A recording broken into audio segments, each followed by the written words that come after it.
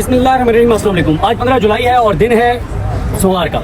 आज बहुत बड़ी पेशरफ्त हुई है इस्लामाबादी कोर्ट से। आप जानते ही हैं कि कल जब सनम जावेद को जज मलिक मोहम्मद इमरान ने एक तारीखी फैसला देते हुए मुकदमे से डिस्चार्ज किया था और सनम जावेद को रिहा करने का हुक्म जारी किया था और सनम जावेद वहाँ से आई। और एक चीज़ यहाँ बताना बहुत ज़रूरी है, वो ये है कि जब हम वहाँ से निकले न्यू जुडिशल कम्प्लेक्स से, तो सनम जावेद की फैमिली के कुछ मेंबर्स चाह रहे थे कि वहाँ से एज सुन एज पॉसिबल निकलें, क्योंकि उनका पास्ट का एक्सपीरियंस ये था कि जब भी किसी भी अदालत से वो बरी होती थी तो बरी होते ही जब वो बाहर निकलती थी तो बाहर से पुलिस उनको किसी और केस में अरेस्ट कर लेती थी। जब बाहर आए तो उनकी फैमिली ये चाह रही थी कुछ मेंबर्स के फौरन निकले, लेकिन मियां अली शफक साहब वहाँ रुके उन्होंने तसल्ली से गुफ्तगू की और उन्होंने कहा कि हम भाग के नहीं जा रहे, डर के नहीं जा रहे, हम यहाँ से खड़े हैं। कोई एक बार फिर गिरफ्तार करना चाहता है आए करें, हम इस जुल्म, फसाइयत, जबर का हर तरह से सामना करने को तैयार हैं। फिर क्या होता है, वहाँ से रवाना होते हैं, रवाना होकर मियां अली शफक साहब के ऑफिस में आते हैं, वहाँ पे हम भी जाते हैं। वहाँ पे एक जाहिर है उनकी फैमिली बहुत खुश थी सनम जावेद की।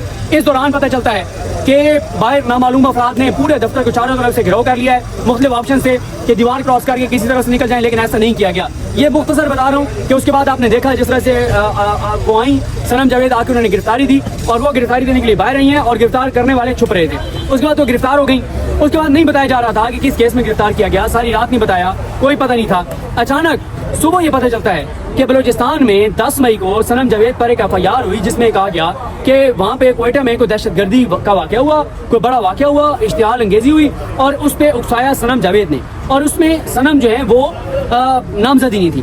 खैर, इससे पहले ये बात थी कि शायद MPO जारी किया गया है, मुख्तलिफ अंदाजे थे, मुख्तलिफ बातें थी।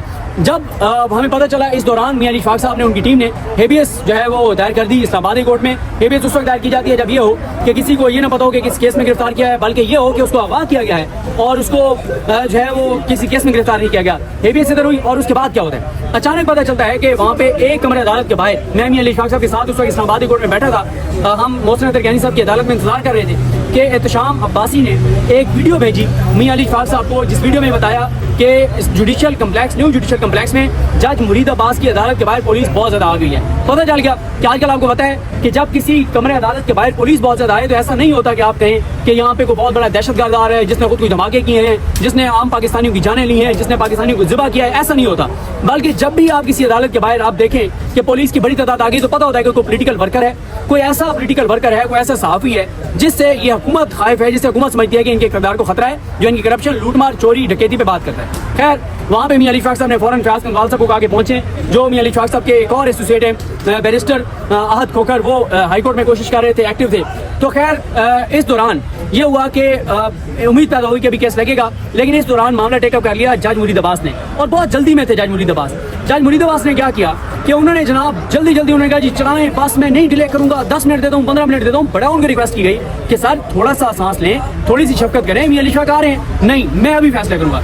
जज मुरीद अब्बास वाज़ेह तौर पर नजर आ रहा है कि वो चाहते थे कि जल्द अज जल्द वो दें ट्रांजिट रिमांड, ताकि यहाँ से सनम जावेद को लेके और पुलिस निकल जाए बलूचिस्तान की। इस दौरान केस मार्क हो गया मियां गुलशन औरंगजेब साहब को, हम उनकी अदालत में आ गए, DB चल रही थी, 2 जज बैठ के केसेस सुन रहे थे। गुलशन औरंगजेब साहब और अरबाब मोहम्मद ताहिर साहब उठ के गए, फिर मियां गुलशन औरंगजेब साहब आए, उनको तमाम फैक्ट्स बताए मियां अली शफक साहब ने। जब मियां अली शफक साहब ने सारे फैक्ट्स बताए तो फैक्ट्स बताने के बाद उन्होंने बहुत बड़ा हुक्म जारी किया। उन्होंने कहा कि 5:30 बजे तक, उस वक्त कोई 1:30 बजे का टाइम था आई थिंक, उन्होंने कहा 5:30 बजे तक सनम जावेद को मेरे सामने प्रोड्यूस किया जाए। साथ उन्होंने कहा कि जो IG इस्लामाबाद है वो ज़ाती हैसियत में आए, DG FIA ज़ाती हैसियत में आए, सेक्रेटरी दाखिला को नोटिस किया, सब बड़े तलब 5:30 बजे और सनम जावेद को लाए। अच्छा, फिर एक सवाल शुरू हो गया। सवाल ये शुरू हो गया कि जनाब हुकूमत किसी सूरत जो है वो सनम जावेद को यहाँ पेश नहीं करेगी, और ये हो गया वो हो गया। हमने उसी वक्त कहा था, हमने तो इस पर ट्वीट भी नहीं किया, हमने तो इस पर बात ही नहीं की कि ये जो इस्लामाबाद इंतजामिया है ये शायद पेश ना करे। हमने इसलिए ट्वीट नहीं किया, हमें पता है कि ये मियां गुलशन औरंगजेब की अदालत है, ये एक आज़ाद जज की अदालत है, हुकूमत की औकात ही नहीं है, इस इंतजामिया के आलाकारों, चाबी वाले खिलौने की औकात ही नहीं है कि वो और मियां गुलशन औरंगजेब के ऑर्डर को वायलेट करें। सवाल ही पैदा नहीं होता। खैर, वही हुआ, 2 घंटे पहले सनम जावेद को लेके पहुंच गए, फिर यहाँ गाड़ी में बिठाई रखा, समाअत शुरू हुई, उनको उसके बाद अंदर आई। जैसे समाअत शुरू हुई 4.5 मिनट की समाअत हुई, FIR देखी उन्होंने मियां अली शफक साहब ने बताया कि इसमें सनम जावेद जो है वो नामजद नहीं है, और अब इस्लामाबाद हाई कोर्ट ने बड़ा हुक्म जारी कर दिया है, और वो ये है कि सनम जावेद की जो बलूचिस्तान पुलिस ने गिरफ्तारी की थी, अच्छा ये झूठ बोला गया, गलत बयानी की गई, क्योंकि हुकूमत के वहमो गुमान में नहीं था कि जज मलिक मोहम्मद इमरान कल इतना बड़ा तारीखी फैसला सुनाएंगे कि सनम जावेद को इस मुकदमे से डिस्चार्ज कर देंगे। यही वजह है कि बाहर कोई और किसी सूबे की पुलिस नहीं थी, कोई और केस नहीं था। जब वहां से रवाना हुए मियां अली इशफाक के ऑफिस में पहुंचे, बाद में भाग दौड़ मची और फिर सारा कुछ वो किया गया जो आपको पता ही है। अब इसमें यह हुआ है कि मियां गुल साहब ने जो बलोचिस्तान पुलिस का बताया गया कि कल उन्होंने गिरफ्तार किया था, ये झूठ था, गलत बयानी थी। अगर अब आप देखें ना, फिर ये अदालतों में चढ़ाई करते हैं, फिर ये जजों के खिलाफ रेफरेंस दायर करते हैं, फिर ये जजों पे इल्जामात लगाते हैं, फिर ये घटिया मुहिम चलाते हैं, फिर ये साहब इनको पैसे देकर उनसे ट्वीटिंग करवाते हैं। इनसे को पूछे कि अगर मियां गुल हसन औरंगजेब पूछे कि बलोचिस्तान पुलिस के कौन कौन से अफसरान और एहलकार आए हुए थे और उनकी जियो फेंसिंग करवा लें, तो पता चल जाएगा कि वो तो यहाँ थे ही नहीं। झूठ बोला गया आज अदालत के सामने, तो इसी में इनके अंदर हो जाएंगे। उसके बाद आज अदालत ने यह किया है कि जो बताया गया कि बलूचिस्तान पुलिस ने उनकी गिरफ्तारी डाल दी है, उस गिरफ्तारी को अदालत ने मुअत्तल कर दिया है और मियां गुल हसन औरंगजेब साहब ने मामला जुमेरात के लिए फिक्स कर दिया है। इसमें जो बहुत बड़ी डेवलपमेंट है वो ये है कि मियां गुल हसन औरंगजेब साहब ने पिछले 1 साल का मुकम्मल रिकॉर्ड तलब कर लिया है कि सनम जावेद को कब कब गिरफ्तार किया गया, कब रिहा किया गया, कब बरी हुई, कब जमानत हुई, कैसे गिरफ्तार किया गया। और ये रिकॉर्ड जब अदालत के सामने आएगा तो अदालत को पता चल जाएगा।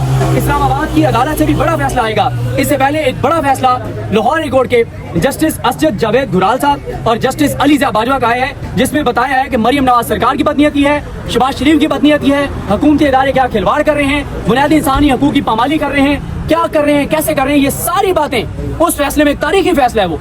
और मियां अली इशफाक साहब ने उस केस का हवाला वहां पे भी दिया था मलिक मोहम्मद इमरान साहब की अदालत में, उसका हवाला यहाँ पे भी दिया मियां गुल साहब की अदालत में। अब इसमें यह है कि जुमेरात तक मामला गया है, सनम जावेद को रिहा कर दिया गया है, उनकी जो गिरफ्तारी है उसको मुअत्तल कर दिया गया है। पहले मैंने ट्वीट कर दिया था कलदम नहीं मुअत्तल हो गई है, लेकिन अदालत अब कुछ अहम नुक्ते डिसाइड करने जा रही है सनम जावेद के हवाले से कि एक सनम जावेद वो लाहौर में मौजूद थी, लेकिन उसने दहशतगर्दी गुजरांवाला में भी जाके की 1-1.5 घंटे के अंदर अंदर। उसी वक्त वो उड़ के या पता नहीं रूहानी तौर पे वो उसकी रूह जो है वो पहुंच गई थी क्वेटा, वहां भी दहशतगर्दी की, सरगोदा में भी की, यहाँ पे पिंडी में भी की, यानी इतनी जगहों पे बैक वक्त जो है वो सनम जावेद पता नहीं रूहानी तौर पे मौजूद थी और उन्होंने ये सारा कुछ किया है। अब ये मामला जुमेरात तक गया है। अदालत इसमें ये मैं आपको बता सकता हूँ कि इसमें एक तारीखी फैसला आएगा। इसमें मियां गुल हसन औरंगजेब साहब ये ऑर्डर लिखेंगे और बताएंगे कि कैसे सरकार की बदनीयती थी, क्या था, कैसे था, ये सारी चीजें अदालत में आएंगी और ये एक तारीखी फैसला जो है वो आएगा।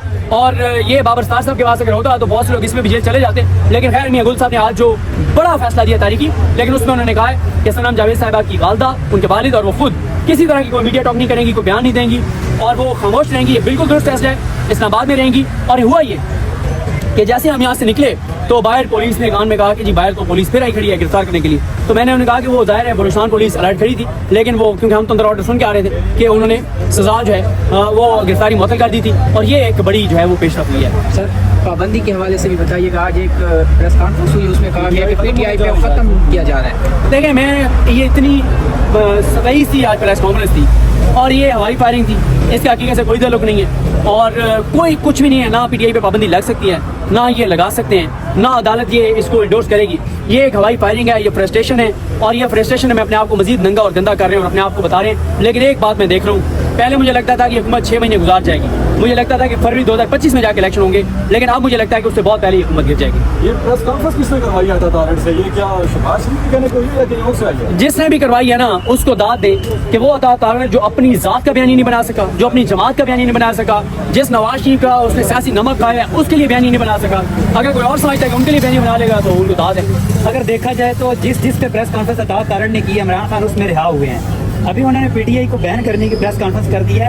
ये ऐसा तो नहीं है कि पीटीआई इक़्तिदार में आ रही है। इमरान खान को इक़्तिदार तो देना ही पड़ेगा, उल्टे हों सीधे हों, राजी हों नाराज हों, खुशी से दें खुशी से ना दें, इक़्तिदार तो उसको देना पड़ेगा। क्योंकि उसकी वजह है कि 70% पाकिस्तान के लोग उसके साथ हैं। 2 तारीख से इमरान खान ने आना है, पीटीआई ने आना है। ये टाइम का सिर्फ इख्तिलाफ है, कोई कहता है 4 माह बाद आएंगे, कोई कहता है 6 माह बाद आएंगे, कोई कहता है कि 14 माह बाद आएंगे। मैं सर पहले मुझे लगता था कि भी है टाइम, लेकिन आज जो प्रेस कॉन्फ्रेंस मैंने देखी है ना, तो मुझे लगता है कि आप बहुत नजदीक पहुंच जा रहे हैं। सर ये थोड़ा सा रुक जाइए, वो ये क्या भी लातों के भूत में नहीं आऊंगा, लातों के भूत बातों से नहीं मानते, ये जाएंगे नहीं, इनको निकालना पड़ेगा, ये निकाले जाएंगे।